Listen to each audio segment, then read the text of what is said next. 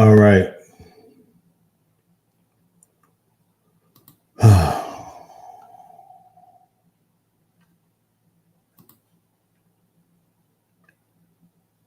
Mm. Here we are already. So I'm live on Facebook, YouTube, Instagram, LinkedIn,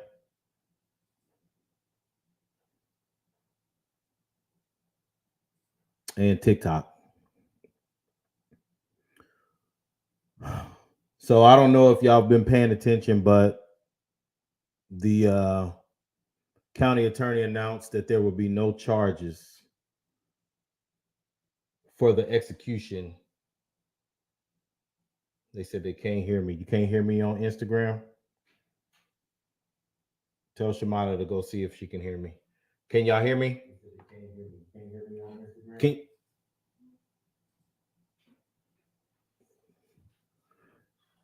Can y'all hear me on TikTok? Okay. They said they can hear me. Can y'all hear me on TikTok over here? Yeah. Okay. Okay. Good. So they've decided to not charge the officer with killing Cameron Ford. We found out a few things. For one, Mr. Ford was in his underwear when he was killed.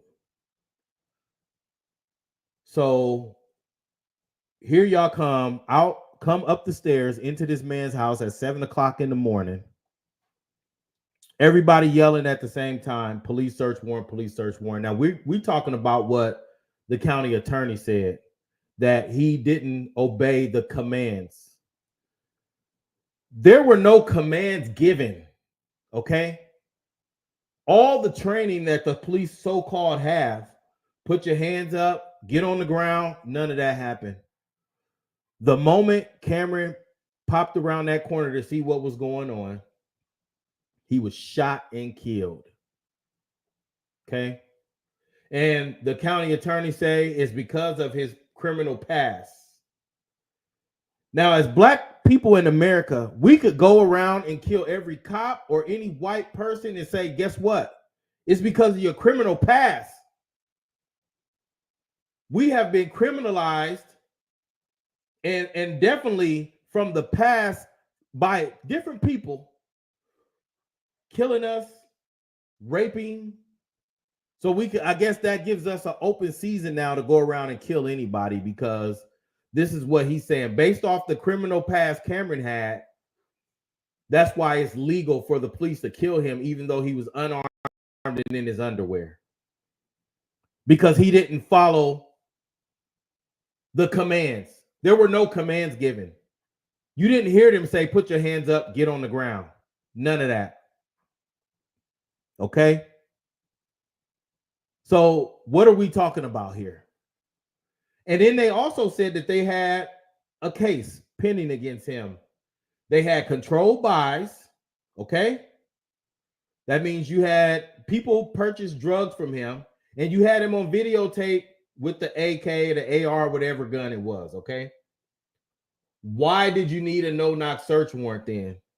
Your case is already proven. A no-knock search warrant is designed to catch people from flushing drugs down the toilet. You can't flush a gun. So if you knew he had the gun, that means you already had him on felon in possession of a firearm. And if you had controlled buys, that means you've already known that he had sold drugs. What was the point of coming into his house at 7 o'clock in the morning, guns drawn, ready to kill? It was an execution. Let's call it what it is. He was executed. You thought that when you came in his house at 7 o'clock in the morning, you was going to catch this man. He was going to jump up and grab his gun and you was going to execute him. You had no idea that he was going to come around that corner unarmed to see what was going on. And you shot and killed him. This is not about defending his character. Like I said, why is it that when black people get killed, we got to go around and defend the character of the black people? We have to say, oh, he was a good this, he was that, he was this, he was that. The law, according to the United Fakes of America, that if you commit a crime, you get arrested, you go to jail, you go to court, you have due process. But with black people, it's come in your house unannounced and we kill you even if you flinch. That could have been a baby coming around that corner. Anybody coming around that corner, you was going to shoot and kill him. And so the reason why I say we are in trouble in Nebraska, in Omaha, Nebraska, and around the world, because for one, in Nebraska, we have our county attorney saying it's legal to go in somebody's house and kill them unarmed because of their past. And somebody just made a point here on Instagram. Why in 2022 did Chief Schmaderer say that OPD doesn't do no-knock search warrants? Huh. That's a good question, because clearly they do. And so now, what do you expect us to do? Be some docile ass niggas sitting around here drinking this fluoride water with no capability of retaliation? What do you expect us to do? Just say, oh, it's okay, let's go to the Sexy Red concert, or talk about Rich Homie Quan getting killed and just forget about the execution of another black man unarmed?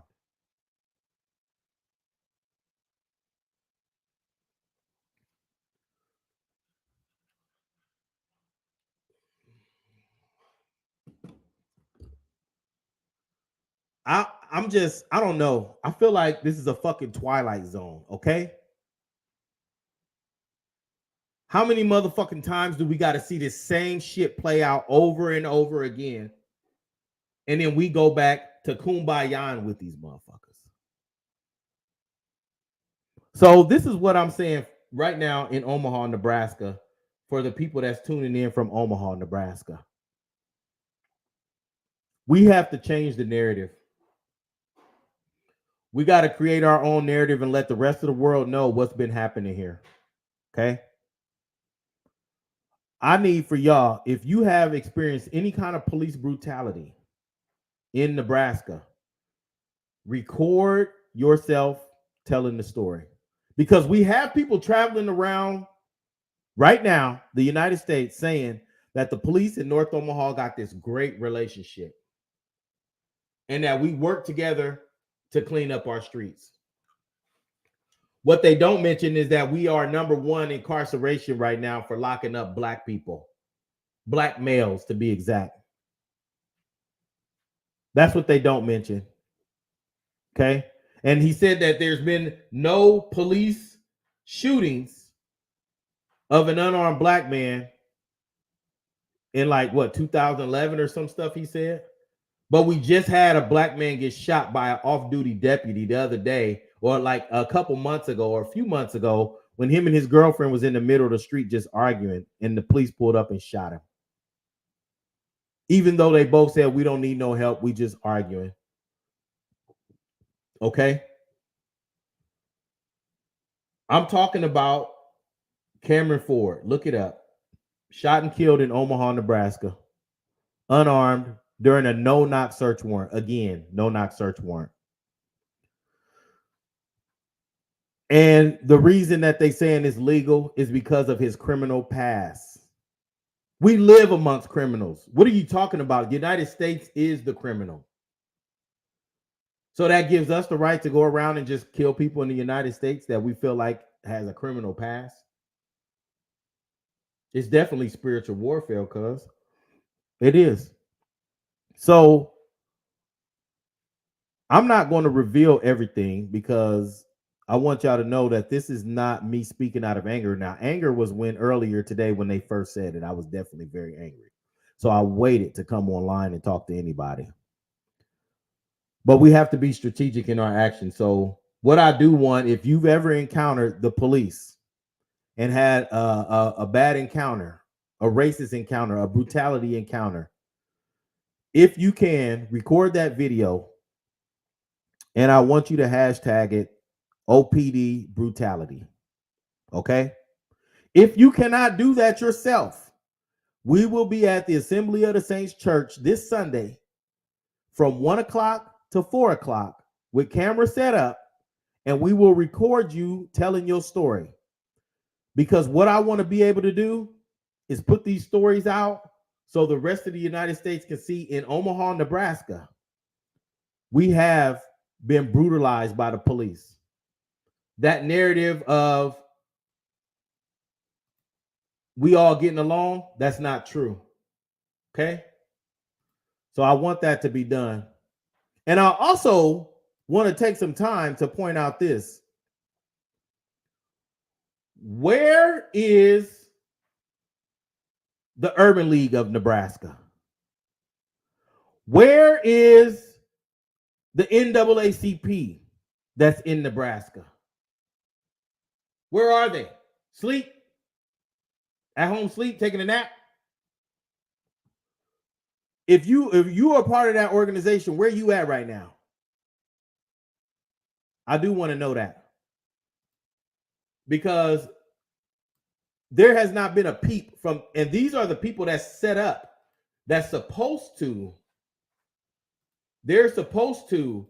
say something when this kind of stuff happens.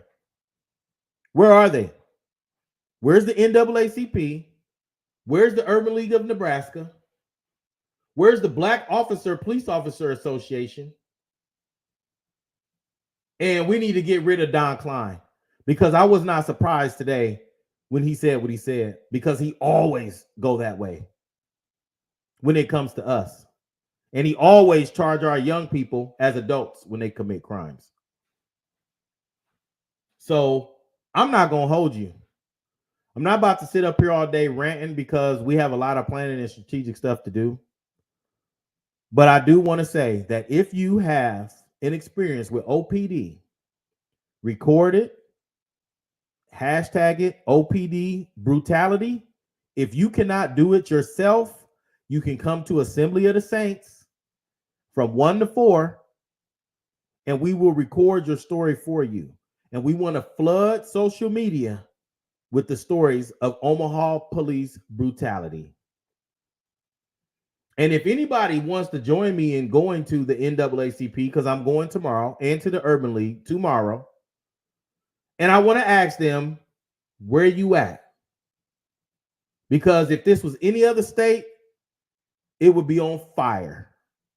Unfortunately, Omaha lost that passion in the 60s. Shouts out to the people from the 60s, because whenever there was something happen like this, those people got together strategically, riot, whatever you want to call it, they got together and they did something about it. It was some action.